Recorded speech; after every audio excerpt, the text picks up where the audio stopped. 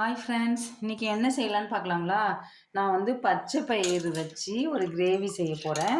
அதுக்காக வந்து இது வந்து 250 கிராம் இதில் வந்து 1½ கப்பு நான் போட்டிருக்கேன். பச்சை பயிறு ஒரு 6-7 ஹவர்ஸ் கிட்ட ஊற வச்சுட்டேன்.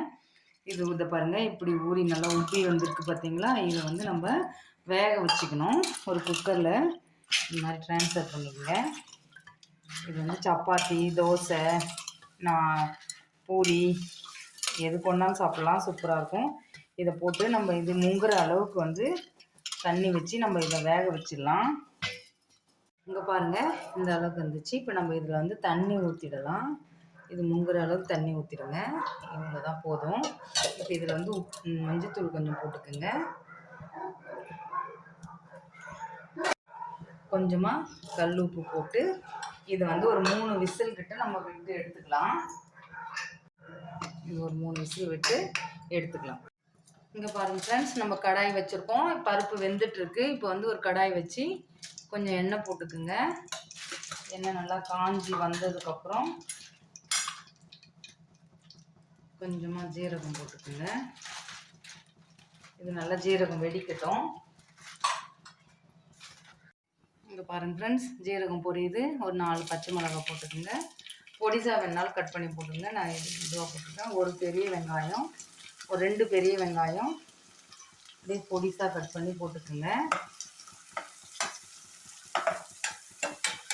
இது ஈஸியான டிஷ் தான், சூப்பராக இருக்கும். சிம்பிளாக செஞ்சிடலாம், கடகடன்னு செஞ்சிடலாம். நிறைய நேரம் நமக்கு எடுக்காது. இது கொஞ்சமாக உப்பு போட்டுக்குங்க. இது நம்ம ஏற்கனவே பயிர்லேயும் உப்பு போட்டிருக்கோம், ஆனாலும் நம்ம இதுலேயும் கொஞ்சம் உப்பு போட்டு சீக்கிரம் வதக்கலாம். இங்கே பாருங்கள், இந்த அளவுக்கு வதங்கி வந்திருக்கு.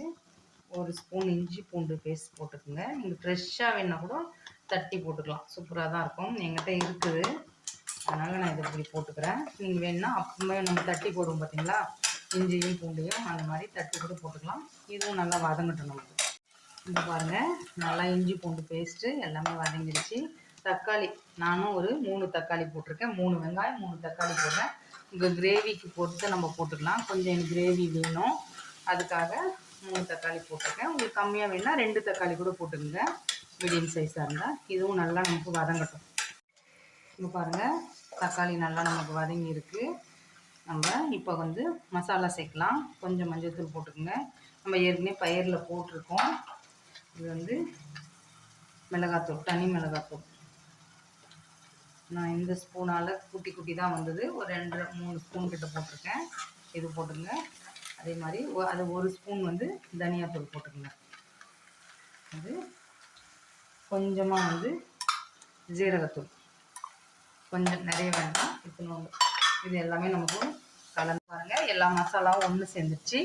இப்போ நம்ம கொஞ்சம் தண்ணி ஊற்றலாம். இதில் கொஞ்சமாக ஊற்றிக்கணும். இது வந்து கொஞ்சம் தண்ணி ஊற்றிருக்கோம். இங்கே பாருங்கள், நம்ம இது இது குக்கரில் வச்சோம் பார்த்தீங்களா, இது நம்ம எடுத்துருக்கோம் பார்த்தீங்களா, எப்படி வெந்துருக்கு பாருங்கள். இந்த அளவுக்கு தண்ணி நமக்கு கரெக்டாக வந்துருக்கு. தண்ணி இருந்தாலும் பிரச்சனை இல்லை, நம்ம வந்து அதில் தண்ணி இது பண்ணுவோம் இல்லைங்களா, போல் வெந்திருக்கு பாருங்கள், சூப்பராக இருக்கும். இது நல்லா கொதித்து வரட்டும். நம்ம இதில் ஆட் பண்ணிடலாம். இப்போ நம்ம இதில் சேர்த்துடலாம். இன்னும் கொஞ்சம் வேணால் நம்ம தண்ணி போட்டுக்கலாம். கொஞ்சமாக தண்ணி சேர்க்கலாம். இது பாருங்கள், இப்போ பயிர் போட்டாச்சு. நம்ம வந்து இதை நல்லா கொதிக்க விடலாம். நல்லா இது மசாலா எல்லாம் சேர்ந்து வரணும். இன்னும் கரம் மசாலா சேர்த்துட்டு கொத்தமல்லி தழை தூவிட்டு இறக்கிட்டா. இது பாருங்க ஃப்ரெண்ட்ஸ், நல்லா கொதிச்சிட்ருக்கு. இப்போ கொஞ்சமாக கரம் மசாலா சேர்த்துக்குங்க. நிறைய வேணாம், கொஞ்சமாக போட்டுக்குங்க. இங்கே பாருங்கள், நம்ம எதுவுமே அரைச்சிலாம் விட தேவையில்ல. மசாலா இந்த மசாலாவே தான் நமக்கு சூப்பராக இருக்கும். இது இன்னும் கொஞ்சம் நேரம் அப்படியே கொதிச்சு. இங்கே பாருங்கள் ஃப்ரெண்ட்ஸ், நல்லா நமக்கு எல்லாம் கொதிச்சு இப்போ இந்த கிரேவி ஒன்றா வந்துடுச்சு. இப்போ வந்து கொத்தமல்லி தழை கொஞ்சம் தூவிக்கிங்க, தாராளமாகவே தூவிக்கிங்க, சூப்பராக இருக்கும். அவ்வளோதான், நமக்கு பாசிப்பருப்பு, அதான் பச்சை பயிறு கறி ரெடி ஆகிடுச்சு. இப்போ நாங்கள் வந்து இதுக்கு சப்பாத்தி தான் செஞ்சுருக்கோம் ஃப்ரெண்ட்ஸ். இதுக்கு சப்பாத்திக்கு தான் சர்வ் பண்ணோம். இங்கே பாருங்கள் ஃப்ரெண்ட்ஸ், சப்பாத்தி செஞ்சாச்சு. சர்வ் பண்ண வேண்டியது தான்.